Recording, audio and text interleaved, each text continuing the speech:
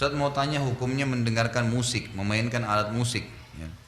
Hukumnya musik bagi anak-anak karena di sekolah ada pelajaran tertentu yang diiringi musik.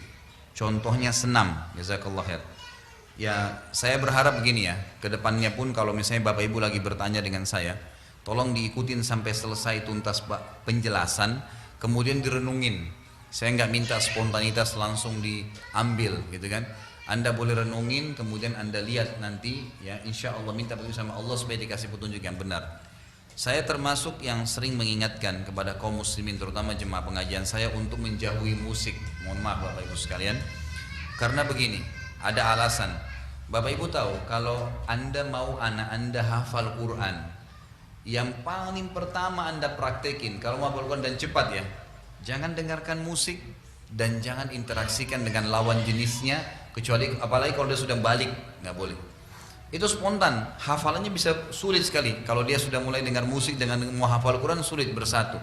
Atau dia berinteraksi dengan lawan jenisnya, kalau kita bahasakan biasa pacaran, maka itu pasti spontan. Ayat Quran mustahil bisa bekas sama dia. Kalau Anda masukkan anak-anak Anda di tempat-tempat tahfidz Quran yang benar, pasti begitu ajarannya. Kalau dari sisi pandangan agama, Abu Bakar radhiyallahu anhu pernah mengistilahkan musik dan alatnya itu dengan mazamirus syaitan. Apa itu? Anak-anak panahnya syaitan yang bisa menusuk hati manusia.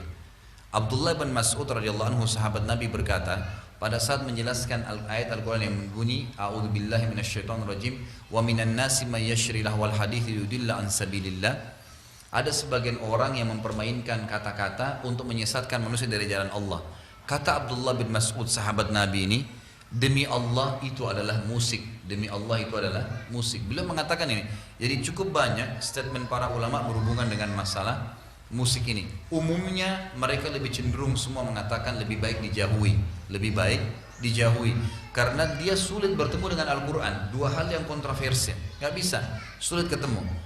Al-Quran atau musik, susah. Kalau orang sudah biasa dengar musik, mustahil dia biasa mendengarkan Al-Quran. Itu agak sulit untuk menyatukannya, gitu kan?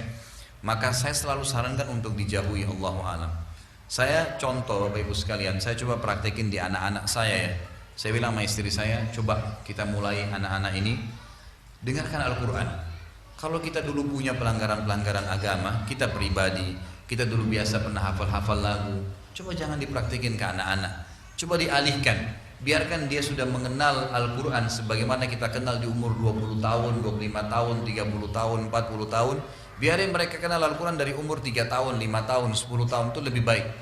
Lebih baik daripada mereka mendengar lagu-lagu yang akhirnya bisa merusak mereka. Ya, umumnya kalau sedih ya sedih, kalau senang yang senang.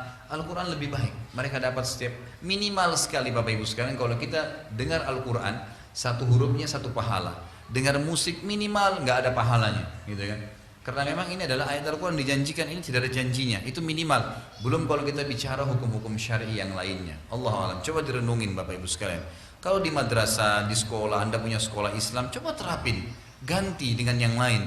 Misal pun ada lantunan-lantunan syair, gitu kan, yang berbau semangat Islam, mungkin, gitu kan. Tapi kalau dipakaikan dengan alat-alat musik, Allahu a'lam, saya sarankan pribadi ya untuk dijauhi. Allahu a'lam, itu jauh lebih aman insya Allah. Dan ulama mengatakan ada alat musik yang dibolehkan, itu seperti Syekh Albani rahimahullah mengatakan alat musik yang dibolehkan adalah gendang bagi ibu-ibu di acara perkawinan atau pada saat lebaran. Tapi itu juga dibolehkan bagi muslimah. Sesuai dengan hadis Bukhari, ada dua budak wanita sedang memukul gendang di depan Aisyah di hari lebaran Idul Fitri ya. Lalu Nabi SAW masuk ke rumahnya bersama dengan Abu Bakar di hari lebaran itu. Lalu Abu Bakar mengatakan, apakah ada anak panah syaitan di rumah Nabi SAW? Kata Nabi SAW, biarkanlah wahai Abu Bakar, untuk mereka, kaum wanita ini, mereka melakukannya di hari raya ini, agar orang Yahudi tahu kita juga memiliki hari raya. Juga di acara perkawinan, itu kan dibolehkan memukul gendang bagi kaum wanita di antara mereka. Ini Allah alam yang saya tahu dibolehkan. Bapak Ibu bisa beli buku yang bertanya tadi lebih lengkap dengan buku apakah musik itu haram. Ada buku khusus panjang lebar, buku Syekh Albani itu panjang lebar menjelaskan masalah itu. Tapi mohon maaf saya lupa penerbitnya, kalau tidak salah Darul Haq ya.